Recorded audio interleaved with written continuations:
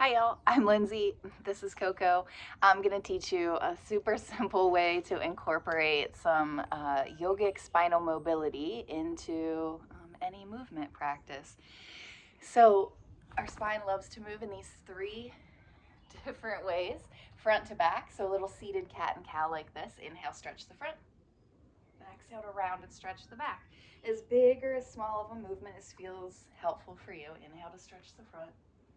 Exhale to stretch the back. Now there's lots of ways we can do this, right? I'm just sitting. You can be sitting in any way, sitting at a desk.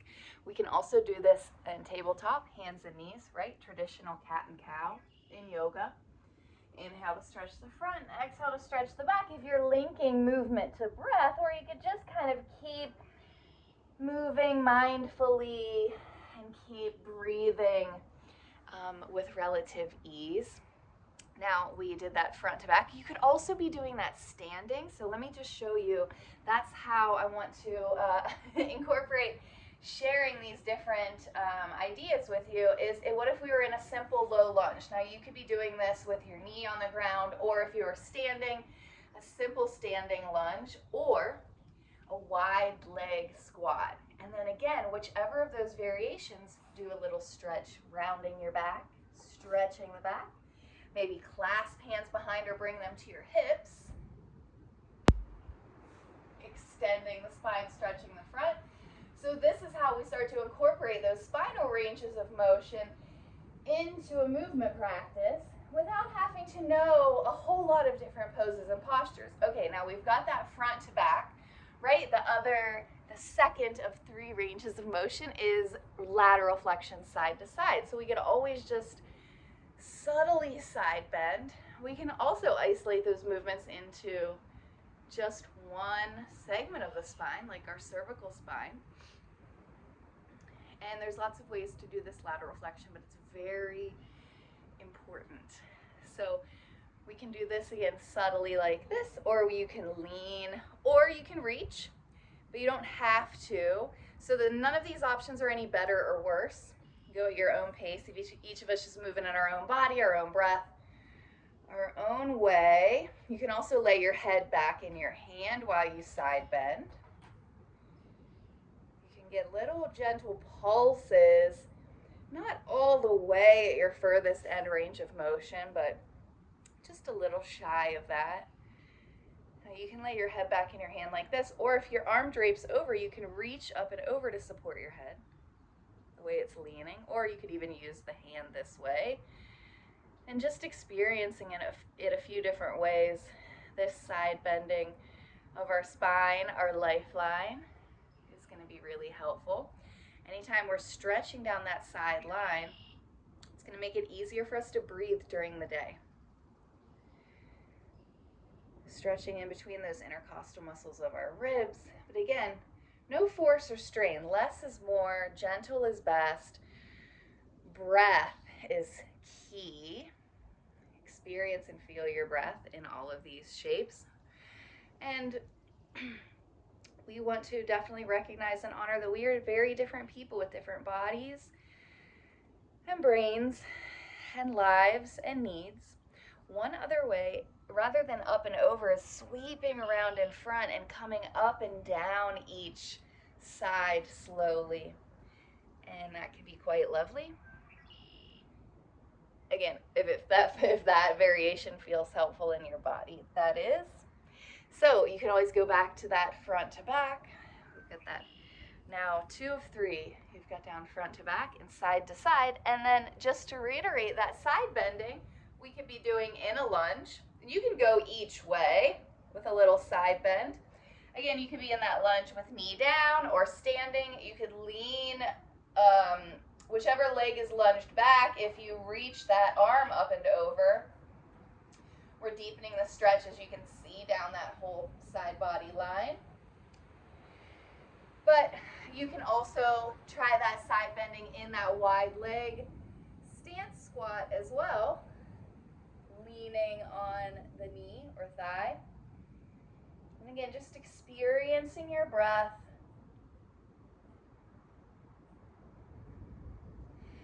And that last range of motion is a gentle twist. So however you're sitting, Coco returns. I'll show you this beautiful view we've got right outside to the porch in a moment. We're just gonna sit tall and take a gentle twist and breathe. Because our breath and the alignment of our spine is way more important than how far we can twist. So we're turning a little from the head, the heart, and the belly, but we're breathing while we're here. And you can stay in that twist for however many breaths feels helpful. Slowly unwind and switch sides when you're ready. And obviously there's lots of ways to do all these ranges of motion. There's lots of ways to do a twist. You could do a gentle twist laying down, of course. Excuse me, Coco. If we bring our legs out in front, let's show the people what. If we bring our legs out in front, feet wide, and then rock your knees side to side. This is really helpful, a nice twist as well. And you could turn towards your feet, away from the way your knees are going. And you can also do this, is a great one laying down. The spine and the nervous system loves this. Let me show you really quick. And you probably know what I mean. But just rocking, windshield wipering. And if your feet are wide, whether any variation of a twist, you could drop into one twist on one side for a few breaths, switch sides. And so taking your time in that, and I'm just moving a little bit quickly to try to share everything in a quick format, but all of this stuff you could stay in quite a bit longer, especially those like restorative variations of the twist. But we could also access the twist again in that lunge. If you turn towards whichever leg is in front, you can use your hands on your body. I've got my one hand kind of on my hips or low back, the other hand can be on the knee, or you can reach arms out. And then in that wide leg stance squat, if we lean forward and then dip one shoulder and the other, that's how we're going to get this twist in this stance. And you can be doing this like seated, sitting in a chair. I teach this in desk exercise, but obviously it's beneficial to do standing as well. And this one is really helpful. This wide leg squat stance with this twist is really helpful for our low back and pelvic floor. Okay, so now you know, front to back, side to side, and a gentle twist. And just because I didn't show you in that tabletop on hands and knees, I showed you front to back, but you shift your hips side to side to get that side bending. And there's two ways to do that. Try it shifting your hips and head opposite one another, like I am here. Hips to one side, head to the other, feeling that side body length. You can also curl your hips and head both to one side and then the other, taking your time. Feeling as you gently contract. This is very key. This is very key, and this is easiest to start to feel that in that side bending on that in that tabletop. If you gently contract one side of the body, it naturally is lengthening and stretching the opposing side with no force or strain. So that is super crucial. And then once you start to get more aware, once you start to deepen that body awareness and body control, you can start to feel that even in front to back cat and cow, we engage the front of the body, tuck in the front to stretch the back, right? But we can also engage the back body, squeeze the back body to lengthen the front. And so I geek out about all of this stuff. I could go on and on and on, but I wanted to keep this a relatively short practice that you can use to sprinkle and pepper in throughout a workout or throughout your day, especially something like that wide leg squat with each of those spinal movements, right? Front to back, side to side, and the twist. And so just thinking about that during your day-to-day. Let me show you this view we've got going on.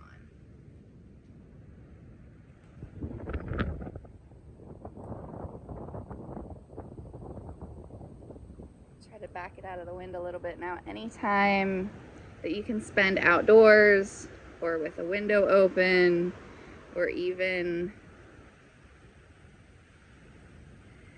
listening to nature sounds on your phone as you sleep or try to rest for a short bit, any time you can spend in nature listening to sounds of nature is going to be super beneficial. So thanks for being here today, everyone. Have a wonderful day. Peace.